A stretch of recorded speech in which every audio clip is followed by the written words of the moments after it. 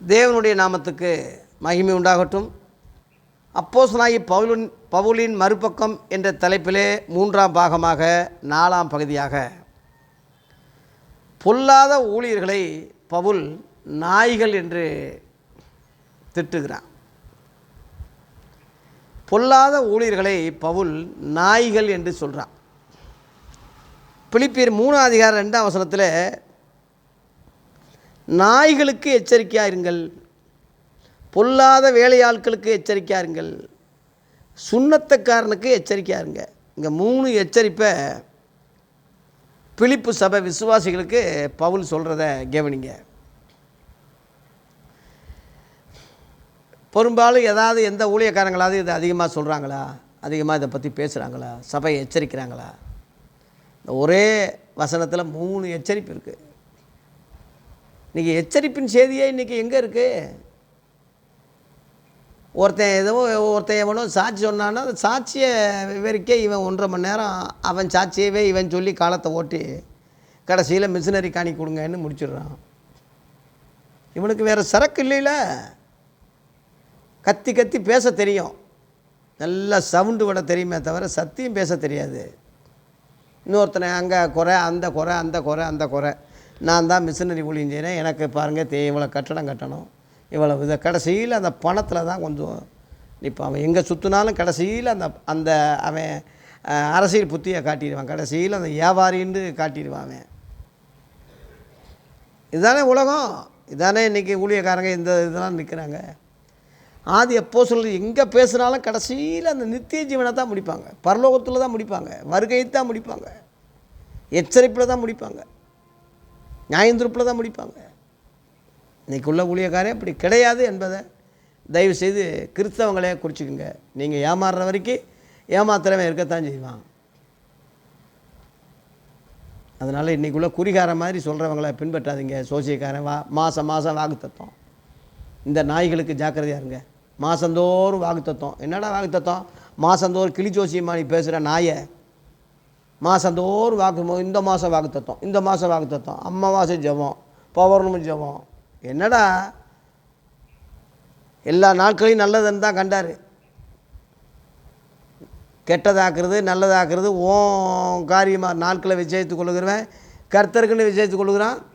கொல்லாதவனும் கர்த்தருக்குன்னு விஜய் கொல்லாதவனாக இருக்கான்னு தோத்தன்னு சொல்கிறான் இருக்கு. அதனால் எல்லாம் ஒன்றும் ஸ்பெஷலாக ஒரு நாளை நீ சொல்லாத. நீ முழுவதும் ஜபம் தொடங்குறதே 10 மணி, நைட்டு 10 மணிக்கு. இதான் முழுவதும் ஜபம். அதிகாலை தேர்வுகள்லாம் கண்டடிப்பாருன்னு சொல்லி நீதிமொழிகள் 8:17 சொல்கிறிய. அதே நீதிமொழிகள் 1ஆம் அதிகாரத்தில் 23, 20 அந்த பகுதியை படிச்சிங்கன்னா அதிகாலையில் தேர்னாலும் என்னை காண மாட்டீங்கன்னு சொல்கிறாரு. அதுக்கு என்னடா சொல்கிற? என்ன சொல்கிற? ஆராய்ச்சி பண்ணுறதே இல்லையா? ஆய்வு பண்ணுறதே இல்லையா? எவனாவது ஒன்று இப்போ பாலாசலாரியை பின்பற்றி அநேக கெட்டு போய் இன்றைக்கி கடைசியில் ஏசுன்னு நான் தான் ஏசுன்னு சொல்லிட்டான். வெள்ளைக்காரங்க முதற்கொண்டு ஏமாந்து போகிறாங்க. நித்யானந்தான்னு ஒருத்தனை பின்பற்றி நிறையா பொம்பளை பிள்ளைகளை ஆட்டையை போட்டு தனித்தீவுக்கு ஓடிட்டான்னு இன்ன வரைக்கும் அவனை பிடிக்க முடியாமல் இருக்காங்க. இந்த மாதிரி எத்தனை கள்ள ஊழியர்கள். ஒருத்தன் வெளிநாட்டில் ரஜினிஸ்ன்னு சொல்லி ஒருத்தன் நம்ம இந்தியாவிலேருந்து போனவன் தான் அங்கே ஏமாற்றி அங்கே துரத்தி விடப்பட்டு சாமியாருங்க முழுவதும் இப்படித்தாண்டா இருக்காங்க. கிறிஸ்தவத்தில் மட்டும் என்ன வாழுது? இங்கே பெரிய பெரிய முதலைகள், பெரிய பெரிய பிஷப்புகள், பெரிய பெரிய பணக்கார பாஸ்டர்கள் முழுவதும் சுவிசேஷர்கள் முழுவதும் கேடுகட்ட நாய்க்கு தானே. எவன் நல்லவனாக இருப்பான்? நல்லவனாக இருந்தால் தான் பணம் சேராது. பணம் சேர்ந்தாலே அவன் நல்லவன் கிடையாது. அதை புரிஞ்சுக்கோங்க. எல்லாரும் உங்களை புகழும் போதும் உங்களுக்கு ஐயோன்னு சொல்கிறாரு. பெரிய ஊழியக்காரன் எல்லாரும் புகழ்கிறாங்க. மனுஷருடைய மேன்மை தேவனுக்கு முன்பாக அருவறுப்புன்னு இருக்குது. இவன் பெரிய மேன்மை பெரிய கெப்பாசிட்டியாக இருந்தால் அது கடவுளுக்கு அருவறுப்பு. இங்கே மேன்மை. எல்லோரும் இங்கே புகழலாம், அங்கே ஐயோ, அங்கே பரலோகம் போக முடியாது.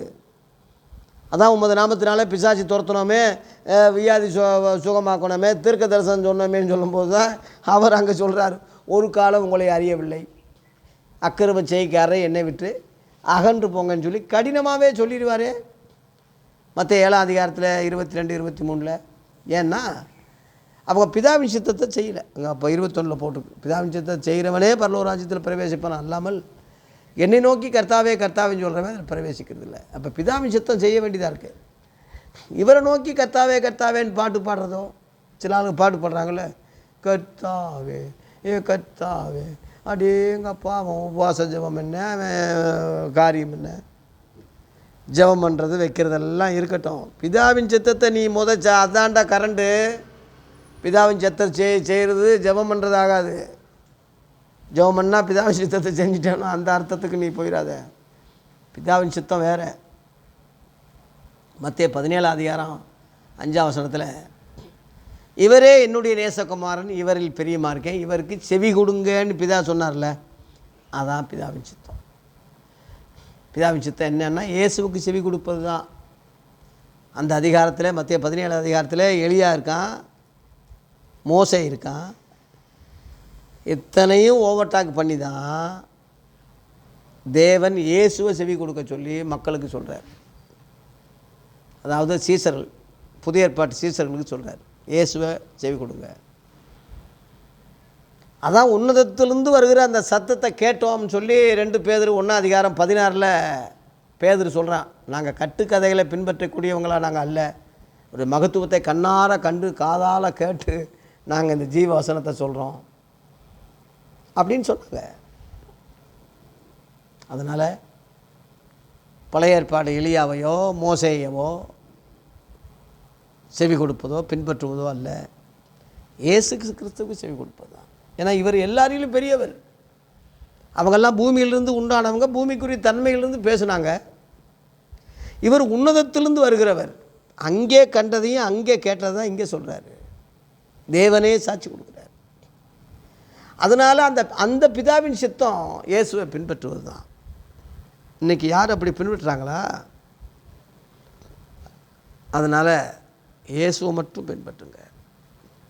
மரியாள் அம்மா கானா ஊர் கல்யாணத்தில் சொன்னாங்க, அவர் என்ன சொல்கிறாரோ அதன்படி செய்யும். வேலைக்காரங்களை எல்லாம், வேலைக்காரங்கன்னா ஊழியக்காரங்க, ஊழியக்காரன் சொல்கிறதும் வேலைக்காரன் சொல்கிறதும் ஒன்று தான். அப்போ ஊழியக்காரங்கள்லாம் கூப்பிட்டு அவர் என்ன சொல்கிறாரோ அதன்படி செய்யுங்க, சர்வெண்ட்டு. அதனால் இன்றைக்கி உள்ள ஊழியக்காரன் அவன் இஷ்டத்துக்கு அவன் குதிக்கிறது வைக்கிறது, அவன் ட்ரெஸ்ஸு கிஸ்ஸு அவன் காரியம் என்ன, அதெல்லாம் இது பண்ணக்கூடாது. நான் அபிரோஜமான ஊழியக்காரன், செய்ய வேண்டியதுதான் நான் செய்தேன்ட்டு சொல்லுங்கள், உங்களை ரொம்ப ஃபில்டர் பண்ணிக்கிறாதீங்கன்னு இயேசுவே சொன்னார். அப்படி நீங்கள் இருமாப்பாக இருந்தீங்கன்னா உங்களுக்கு அடி தான் விழுகும். இருமாப்பு இல்லாமல் மந்தையை கரெக்டாக மேய்ச்சிங்கன்னா வாடாத கிரீடத்தை பிரதான மேய்ப்பர் வரும்போது கொடுப்பாருன்னு 1 பேதுரு 5:4 அந்த பேதுருவும் சொன்னான். ஏன்னா ஆடுகளின் பெரிய மேய்ப்பர் இயேசு தான். எபிரேயர் 13:20 பெரிய மேய்ப்பர்னால் பேராயர்னு அர்த்தம். பிஷப்பு அவர் தான். இன்றைக்கி உள்ள பிஷப்புகள் அந்த இடத்துக்கு வர்றது தப்பு. நானும் பிஷப்புன்னு தொந்தியை வச்சுக்கிட்டு ஒரு காப்பு நாடாக்களை அகலமாக்கி ஒரு பெரிய சிலுவையை போட்டுக்கிட்டு தெரிகிறது. அவருக்கு ஈக்குவல் பவராக அவரோட அவரும் நானும் ஒன்று தான் சொல்கிற அளவில் வர்ற துணிகரமான பாவம் அது. 2 தெசலோனிக்கேயர் 2:4 அந்திக்கசுடைய ஆவி தேவனைப் போல உட்காருவான், தன்னைத்தான் தேவன் என்று காண்பிக்கிறவன் இருப்பான். 4 போட்டிருக்கு. அவனை இயேசு கிறிஸ்து வருகையின் பிரசனத்தினாலே நாசம் பண்ணுவார்னே போட்டிருக்கு. அதில் 8:9 போட்டிருக்கு. நாசமாக்கிடுவார்னே இருக்குது. இந்த மாதிரி பிஷப்புகளை நாசமாக்குவார், ரெவரண்டுகளை நாசமாக்குவார், கள்ள பெரிய போதகளை நாசமாக்குவார், கள்ள அப்போஸ்தலர்களை நாசமாக்குவார். அழிஞ்சு மோசமாக போயிடுவாங்க. ஏன்னா பிதாவின் சித்தத்தை அவங்க செய்யலை. தயவுசெய்து இந்த எச்சரிப்பின் சத்தத்தை கேளுங்க. நாய்களுக்கு எச்சரிக்காருங்க, பொல்லாத வேலையாட்களுக்கு எச்சரிக்காங்க. பொல்லாத வேலையாள், அதில் பொல்லாத வேலையாள்னால் யாருன்னா அதில் போட்டிருக்கு. இதுலேயே 3ஆம் அதிகாரம், அதாவது பிலிப்பியர் 3ஆம் அதிகாரம் 18-19 ஏன்னா அநேகர் வேறு விதமாய் நடக்கிறார்கள், அவர்கள் கிறிஸ்துவின் சிலுவைக்கு பகஞ்சர் என்று உங்களுக்கு அநேக தடவை சொன்னேன், இப்பொழுது கண்ணீரோடு சொல்கிறேன். அவங்களுடைய முடிவு அழிவு, அவங்களுடைய தேவன் வயிறு, அவங்க தங்க மகிமை, அவங்களுடைய இலச்சையை, அவர்கள் பூமிக்கு அடுத்தவைகளை சிந்திக்கிறார்கள். பரலோகத்தை பற்றி யோசிக்கலை, நித்திய ஜீவனை பற்றி யோசிக்கலை, பூமிக்கு அடுத்தவர்களை தான் யோசிக்கிறான். எண்ணத்தை உண்போம், எண்ணத்தை கொடுப்போம், எப்படி ட்ரெஸ் பண்ணுவோம், எப்படி கார் வாங்குவோம், எப்படி வண்டி வாங்குவோம். பழைய கார் ஆகிடுச்சு, புது கார் வாங்கணும், புது வேன் வாங்கணும், இடம் வாங்கி போடணும். இப்படி ஜனங்க நான் என்னை கடவுள்னு சொல்லணும், எல்லாருக்கும் நான் வாழ்த்து சொல்லணும். நான் நல்லா ஓசியில் ஏசியில் ஓசியாக இருந்துக்கிட்டு நல்லா திங்கணும். மற்றவங்களுடைய பணத்தை முழுவதும் நான் பிச்சை எடுக்கணும், கொள்ளையடிக்கணும். இவன் இதைத்தான் யோசிக்கிறான். இவங்க தேவன் வயிறு, இவங்க முடிவு அழிவு, நாசமாக தான் போவாங்க, நல்லா இருக்க மாட்டாங்க. அதனால் பவுல் என்ன சொல்ல வர்றான்னா, என்னை பின்பற்றுங்கன்னு சொல்கிறான். 17ஆம் வசனத்தில், சகோதரரே நீங்கள் என்னோட கூட பின்பற்றுவர்களாகி நாங்கள் உங்களுக்கு வழிகாட்டுகிறபடி நடக்கிறவர்களை மாதிரியாக நோக்குங்க என்று அருமையாக சொல்லிட்டாங்க. அப்போஸ்தலரை பின்பற்றுங்க, பவுலை பின்பற்றுங்க, ஆதி அப்போஸ்தலர் நிருபங்கள் இருக்குல்ல அதை பின்பற்றுங்க. இன்றைக்குள்ள ஸ்தாபனங்கள், பைபிள் காலேஜ், இன்றைக்குள்ள மூத்த போதர்கள் எந்த நாய்களையும் விடுங்க. அவங்க பொல்லாத வேலையாட்கள், நாய்களை விடுங்க. சுன்னத்துக்காரனா பழைய ஏற்பாட்டுக்காரன்னு அர்த்தம். முஸ்லீம்கள் சுன்னத்து பண்ணுறாங்க இல்லையா, சுன்னத்துக்காரங்க எச்சரிக்கையாருங்கன்னா பழைய ஏற்பாட்டை பற்றி பேசுகிறவனுக்கு எச்சரிக்கையாருங்க. இன்றைக்கி நம்ம பாணியில் எடுத்துக்கிட்டால் அப்படி சொல்லலாம். அப்போஸ்தலர் 15ஆம் அதிகாரத்தில் கிறிஸ்தவங்களுக்குள்ளேயே ஒரு சண்டை வந்துச்சு. என்ன சண்டைன்னா, நீங்கள் மோசே நியாயப்பிரமாணத்தின்படி விருத்த சேதனை பண்ணாவிட்டால் நீங்கள் ரட்சிக்கவே பண்ண மாட்டீங்கன்னு ஒருத்தன் ஒரு குண்டை தூக்கி போடுறான். பவுலும் சீலாவும் அப்போ ஆரம்ப ஊழியம், ஒன்றுமே புரியல, உங்களுக்கு என்னடா இப்படி சொல்கிறீங்கன்னு அந்த பஞ்சாயத்தை அப்போஸ்தலர்கிட்ட கொண்டு போகிறாங்க, பேதுருக்கிட்ட. பெரிய வாக்குவாதம் நடக்குது அங்கே 7ஆம் வசனத்தில். அதன் பிறகு பேதுரு சொல்கிறான் 10ஆம் வசனத்தில், நம்மாலும் நம்ம பிதாக்களாலும் சுமக்கக்கூடாத நுகத்தடிய பாரத்தை இப்போ புதுசாக வந்த சீசர்களுக்கு மேலே சுமத்தாதீங்க. பட்டணங்கள் தோறும் நியாயப்பிரமாணம், மோசையின் ஆகமங்கள், ஜெபாலயங்கள் தோறும் வாசிக்கிறவங்க இருக்காங்கள்ல, அதை நாம் செய்ய வேண்டிய அவசியம் இல்லை அப்படின்னு சொல்லி அவங்களுக்கு சொல்லிவிட்டு, அதில் 24ஆம் வசனத்திலிருந்து நிருபத்தை எழுதி அந்தியோகியா பட்டணத்துக்கு சபைக்கு உள்ள விசுவாசிகளுக்கு நிருபங்களை எழுதுகிறாங்க. என்ன எழுதுகிறாங்கன்னா, எங்களால் கட்டளை பெறாத சிலர் எங்களிடத்திலிருந்தே வந்து சபையை குழப்புறாங்க, ஆத்துமாக்கள் குழப்புறாங்க, நியாயப்பிரமாணத்தை கடைப்பிடிக்கணும், மோசேயின் ஆகமங்களை இது பண்ணணும்னு ஆத்துமாக்களை புரட்டுனாங்க. அதனால் நீங்கள் அதில் குழம்பி போயிருக்கீங்க. நாங்கள் பவுலை உண்மையான ஊழியர்களை அனுப்புகிறோம். அதனால் நீங்கள் இரத்தத்துக்கும் வேசித்தனத்துக்கும் நொறுங்குண்டு செத்ததுக்கு மட்டும் விலகி இருந்தால் போதும், மற்றபடி வேறு ஒன்றும் கிடையாது அப்படி சொல்லி அப்போஸ்தலர் நிருபங்கள் எழுதுனாங்க. அந்த நிருபங்களை படித்து தான் 30-31 அவங்க சமாதானம் அடைஞ்சு விளக்கம் அடைஞ்சு அப்புறம் தான் நிம்மதியாக போனாங்கன்றிருக்கு. இன்றைக்குள்ள உபதேச கோளாறுக்கு பிரச்சனைகளுக்கெல்லாம் இன்றைக்குள்ள கிறிஸ்தவங்க என்ன செய்யணும்னா, நிருபங்கள் பக்கம் திரும்பணும். எல்லா கேள்விக்கும் நிருபங்களில் விளக்கம் இல்லையா இருக்குல்ல.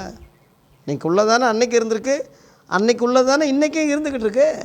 அப்போ இன்றைக்குள்ள கேள்விகளுக்கெல்லாம் அன்றைக்கே பதில் சொல்லியிருக்காங்கல்ல, அந்த பதிலை ஓன் பதிலாக ஏற்றுக்க, உன் கேள்விக்கான விடையாதை ஏற்றுக்க. அவங்கள விடவா நீ சொல்ல போகிற? அவங்கள விட நீ இதை இயேசுவை தரிசிச்சியா? நேரடியாக அவங்கள விட நீ பேச முடியுமா? அவங்கள விட நீ தியாகியாக இருக்கிறியா? அதனால் நான் கிறிஸ்துவை பின்பற்றுவது போல் என்னை நீங்கள் பின்பற்றுங்கன்னு தான் 1 கொரிந்தியர் 11:1 பவுல் சபைக்கு சொல்கிறானே தவிர வேற அல்ல. ஏன்னா அப்போஸ்தலர் தீர்க்கதரிசியுடைய அஸ்திபாரத்தின் மேல் நீங்கள் கட்டப்பட்டிருக்கீங்க. மூலக்கல் இயேசு, அவர் மேல் மாளிகை முழுவதும் இசைவாய் இணைக்கப்பட்டு கர்த்தருக்குள் பரிசுத்த ஆலயமாக எழும்புகிறது. அவர் மேல் நீங்களும் தேவனுடைய வாசலமாக கூட்டி கட்டப்பட்டு வர்றீங்கன்னு எபேசியர் 2ஆம் அதிகாரம் 10 20 21 22 வரை அங்கே எழுதப்பட்டது கவனிங்க. அதனால் தயவுசெய்து இந்த எச்சரிப்பை பொல்லாத நாய்களுக்கு எச்சரிக்காருங்க, பொல்லாத வேலையாட்களுக்கு எச்சரிக்காருங்க, சுண்ணத்துக்காரன் பழைய ஏற்பாட்டை பற்றியே பேசுகிறவனுக்கு எச்சரிக்காருங்க. வாயை திறந்தான்னா பழைய ஏற்பாடு எல்லாம் மோசே, ஆபிரகாம், எல்லாம் தானியேல், தாவீது, இதையே தான் சொல்லி கெடுக்கிறான். அதெல்லாம் பூர்வத்தாருக்கு உள்ளது. அந்த ஜெபம் வேறு, தானியேல் ஜெபம்னா அது வேறு, இயேசு கற்றுக் கொடுத்த ஜெபம் வேறு, பழைய ஏற்பாட்டு விசுவாசம் வேறு. எபிரேயர் 11, எபிரேயர் 12 இயேசு விசுவாசம் தொடங்குறார். இந்த விசுவாசம் வேறு. அந்த ஊழியம் லேவி ஊழியம் வேறு, இந்த ஊழியம் வேறு. அந்த உடன்படிக்கை வேறு, இந்த உடன்படிக்கை வேறு. இன்றைக்குள்ள முட்டா பையங்களுக்கு எனக்கு அது பகுத்தறிவு இல்லைல்ல, விளக்கம் இல்லைல்ல. தயவுசெய்து என்னுடைய வீடியோக்களை கவனிங்க, பாருங்கள். வெளிப்படுத்தின விசேஷம் விளக்குற வீடியோவில் பேசியிருக்கேன். தயவுசெய்து அதை பாருங்கள், மற்றவங்களுக்கு ஷேர் பண்ணுங்கள். நான் கிறிஸ்துவை பின்பற்றுவது போல் என்னை பின்பற்றுங்கன்னு சொன்ன மாதிரி நான் பின்பற்றிக்கிட்டு இருக்கேன். நீங்களும் எங்களோட கூட ஐக்கியம் உள்ளவளாகும்படி நாங்கள் கண்டும் கேட்டிருக்கிறது உங்களுக்கு அறிவிக்கிறோம். நம்ம ஒருவரோடு ஒளியில் நடந்தால் ஒருவரோடு ஒரு ஐக்கியம் பெற்றிருப்போம். நம்முடைய ஐக்கியம் பிதாவோடும் அப்படி குமாரனாக இயேசு கிறிஸ்துவோடு இருக்கட்டும். அதனால் பொல்லாத வேலையாட்களுக்கு எச்சரிக்கையாருங்க, நாய்களுக்கு எச்சரிக்கையாருங்க, சுண்ணத்துக்காரருக்கு எச்சரிக்கையாருங்க. பரிசுத்தமானது நாய்களுக்கு கூடாதுங்கன்னு இயேசுவும் சொன்னார். கக்கினது நாய் திங்கும்னு பேதுருவும் சொன்னான். நாய்கள்லாம் புறம்பே இருப்பாங்கன்னு சொல்லி அப்போஸ்தலனாகிய யோவானும் வெளிப்படுத்தல் 22:15 சொன்னான். இந்த நாய்களை குறித்து எச்சரிக்கையாருங்க. கர்த்தர் நம்மை பாதுகாப்பாராக. நன்றி.